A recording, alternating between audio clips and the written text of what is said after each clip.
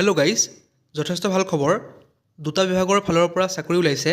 সকলোবোৰ কম কেনেকৈ এপ্লাই কৰিব, কিমানটা পোষ্ট আছে, তাৰ লগতে ইয়াত আপোনালোকৰ এডুকেশ্যন কোৱালিফিকেশ্যন কি লাগিব আৰু ইয়াত আপোনালোকৰ চেলাৰী কিমান হ'ব। গতিকে ভিডিঅ'টো স্কিপ নকৰাকৈ শেষলৈকে চাই থাকক আৰু যদিহে চেনেলটোত নতুনকৈ আহিছে চেনেলটো ছাবস্ক্ৰাইব কৰি দিব আগলৈ এনেকুৱা ধৰণৰ কুইক জব আপডেট পাবৰ কাৰণে।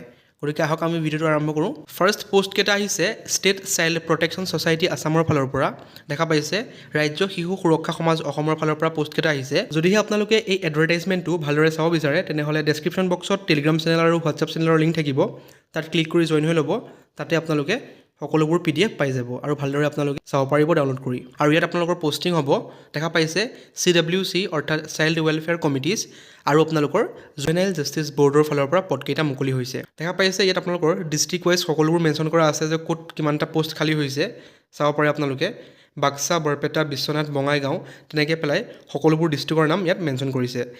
দেখা পাইছে সকলো ডিষ্ট্ৰিক্টতে আপোনালোকৰ চেয়াৰপাৰ্চন আৰু মেম্বাৰৰ পদ খালী হৈছে। আৰু ইয়াত আপোনালোকৰ টোটেল পোষ্ট খালী হৈছে 88টা, চেয়াৰপাৰ্চনৰ হৈছে 13টা, মেম্বাৰৰ 52টা, তাৰ লগতে জুভেনাইল জাষ্টিচ বৰ্ডৰ ছ'চিয়েল ৱৰ্কাৰৰ পোষ্ট খালী হৈছে 23টা। গতিকে সকলোবোৰ ইনক্লুড কৰিলে আপোনালোকৰ 88টা পোষ্ট মুকলি হৈছে। এতিয়া চাওঁ ইয়াৰ কাৰণে আপোনালোকৰ এডুকেশ্যন কোৱালিফিকেশ্যন কি লাগিব। এই পোষ্টবোৰত এপ্লাই কৰিবৰ কাৰণে আপোনালোক গ্ৰেজুৱেশ্যন পাছ কৰা হ'ব লাগিব, অৰ্থাৎ আপোনালোক গ্ৰেজুৱেট হ'ব লাগিব। আৰু ছাবজেক্টবোৰ এনেকুৱা ধৰণৰ ল, নহ'লে আপোনালোকৰ social work, sociology, child psychology, psychiatry, education, human development, human health আৰু স্পেচিয়েল এডুকেশ্যন। ইয়াৰ ভিতৰত আপোনালোকে যিকোনো এটাত গ্ৰেজুৱেশ্যন কৰা হ'ব লাগিব, তেতিয়াহে আপোনালোকে এই পোষ্টবোৰত এপ্লাই কৰিব পাৰিব। আৰু যিসকলে এইবোৰ ছাবজেক্টৰ পৰা যিকোনো ছাবজেক্টত পষ্ট গ্ৰেজুৱেশ্যন কৰিছে তেওঁলোকক প্ৰিফাৰেঞ্চ দিয়া হ'ব। আৰু দেখা পাইছে এজ লিমিটটো দিয়া আছে যে 35ৰ পৰা 62 বছৰ অৰ্থাৎ 35ৰ পৰা 62 ইয়েৰ্ছৰ লোকেহে এই পদবোৰত এপ্লাই কৰিব পাৰিব। আৰু দেখা পাইছে ইয়াৰ কাৰণে আপোনালোকক এক্সপিৰিয়েঞ্চ বিচাৰিছে, মিনিমাম 7 বছৰৰ এক্সপিৰিয়েঞ্চ বিচাৰিছে। দেখা পাইছে নহ'লে চাইল্ড ৱেলফেয়াৰ, নহ'লে হেল্থ, নহ'লে এডুকেশ্যন, নহ'লে social work activities related to children. এইকেইটা ফিল্ডত যদিহে আপোনালোকৰ মিনিমাম 7 বছৰৰ এক্সপিৰিয়েঞ্চ আছে তেনেহ'লে এই পদবোৰত আপোনালোকে এপ্লাই কৰিব পাৰিব।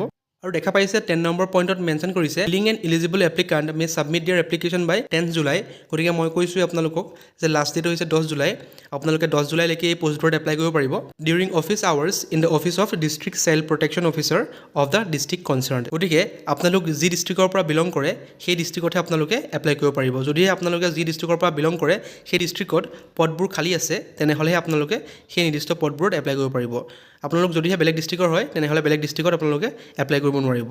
আৰু ইয়াৰ কাৰণে লাষ্ট ডেট দিয়া আছে 10 জুলাই। 10 তাৰিখৰ আগত আপোনালোকে ডিষ্ট্ৰিক্ট চাইল্ড প্ৰটেকশ্যন অফিচাৰৰ যোনটো কাৰ্যালয় আছে তাত গৈ পেলাই আপোনালোকে এই পদবোৰৰ কাৰণে এপ্লাই কৰিব পাৰিব যদিহে আপোনালোকৰ কোৱালিফিকেশ্যনৰ লগত মিলে। চাওঁ আহক আপোনালোকৰ চেলাৰী কিমান হ'ব। ইয়াত আপোনালোকৰ চেলাৰী কোনো ধৰণৰ মেনশ্যন কৰা নাই, যিহেতু ইয়াত আপোনালোকৰ কোনো ধৰণৰ মান্থলি হিচাপত চেলাৰী দিয়া নহয়। ইয়াত আপোনালোকৰ পাৰ চিটিং হিচাপত চেলাৰী দিয়া হ'ব। আৰু দিয়া আছে দেখিছে minimum 6 hours in a day. আপোনালোকৰ চিটিংটো হ'ব পাৰ ডেত মিনিমাম 6 ঘণ্টা। গতিকে সেইটো হিচাপত আপোনালোকক পে' কৰা হ'ব। গতিকে আপোনালোকৰ চিলেকশ্যন প্ৰচিডিউৰটো মই কৈ দিছোঁ। প্ৰথমতে আপোনালোকে আপোনালোকৰ নিজৰ ডিষ্ট্ৰিক্টৰ যোনটো অফিচ আছে তাত গৈ এপ্লাই কৰিব লাগিব। আৰু এপ্লাই কৰাৰ পাছত আপোনালোকৰ এপ্লিকেশ্যনখন স্ক্ৰুটিনি কৰা হ'ব ডিষ্ট্ৰিক্ট লেভেলত।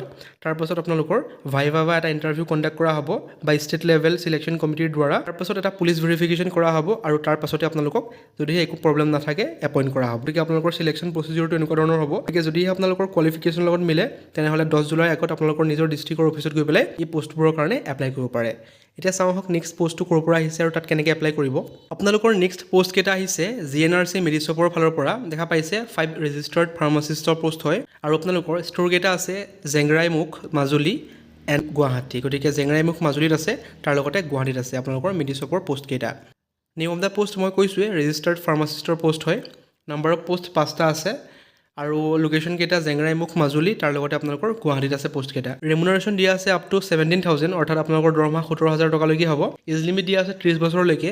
আপোনালোকে 30 বছৰ বয়সলৈকে এই পোষ্টবোৰত এপ্লাই কৰিব পাৰিব। আৰু আপোনালোকৰ এডুকেশ্যন কোৱালিফিকেশ্যন লাগিব B ফাৰ্ম নহ'লে D ফাৰ্ম কৰা হ'ব লাগিব আৰু মাষ্ট বি ৰেজিষ্টাৰ্ড হ'ব লাগিব এই পোষ্টবোৰত এপ্লাই কৰিবৰ কাৰণে।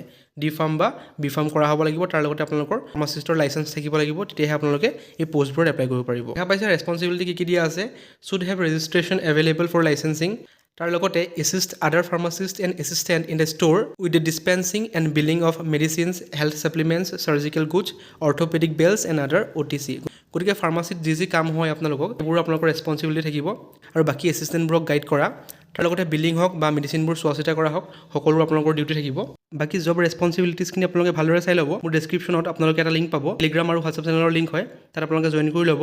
তাতে আপোনালোকে সকলো জবৰ নটিফিকেশ্যনৰ লগতে PDF আৰু লিংকবোৰ পাই যাব তাৰ পৰা আপোনালোকে ক্লিক কৰি সকলোবোৰ ভালদৰে চাব পাৰিব ইয়াত কোনো ধৰণৰ এপ্লিকেশ্যন ফিজ নাই অৰ্থাৎ এপ্লিকেশ্যন ফিজ নীল হয় তাৰ কাৰণে আপোনালোকে এপ্লাই কৰিব লাগিব যোনটো লিংক দিয়া আছে দেখা পাইছে লিংকটো তাত গৈ পেলাই আপোনালোকে এপ্লাই কৰিব পাৰিব লিংকটো মোৰ টেলিগ্ৰাম চেনেল আৰু হোৱাটছআপ চেনেলত দিয়া থাকিব গতিকে আপোনালোকে জইন হৈ ল'ব আৰু ইয়াৰ কাৰণে লাষ্ট ডেট দিয়া আছে 27 জুন অৰ্থাৎ 27 জুনৰ আগত আপোনালোকে এই পোষ্টবোৰত এপ্লাই কৰিব লাগিব গতিকে এই দুটাই আছিল আজিৰ জব আপডেট যদিহে ভিডিঅ'টো ভাল পালে তেনেহ'লে চেনেলটো ছাবস্ক্ৰাইব কৰি ৰাখিব আগলৈ এনেকুৱা ধৰণৰ জবৰ কুইক আপডেট পাবৰ কাৰণে থেংক ইউ